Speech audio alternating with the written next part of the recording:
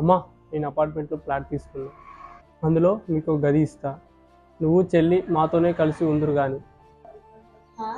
నిజమా? మమ్మల్ని మీతోనే కలిసి ఉండిస్తారా?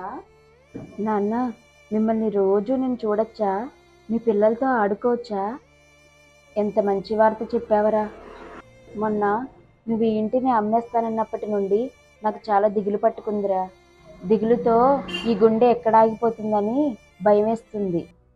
మమ్మల్ని నీతో తీసుకెళ్తానంటున్నావుగా, అందువల్ల తట్టుకుంది. పదరా, ఖాళీ చేసి వచ్చేస్తాం.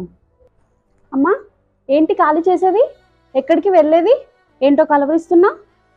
కలవరించడం ఏంటే? అన్నయ్య వచ్చాడు, కారు వేసుకుని వచ్చాడు. కారు ఎక్కించుకుని తీసుకెళ్తా అంటున్నాడు. త్వరగా తెములు. బయట ఒకటే వాన, వీధుల్లో నడుములోతు వరద నిలిచింది. కారు ఎక్కడొస్తుంది మన గల్లీకి?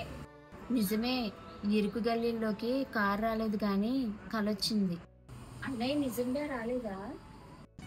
ఈరోజు అన్నయ్య పుట్టినరోజు అని పొద్దున్నుంచి అన్నయ్య తలుచుకుంటున్నావుగా, అందుకే ఇలా భ్రాంతి పడినట్టున్నావు. అంతేనా? అంతా భ్రాంతేనా? వాడెందుకు వస్తాడమ్మా?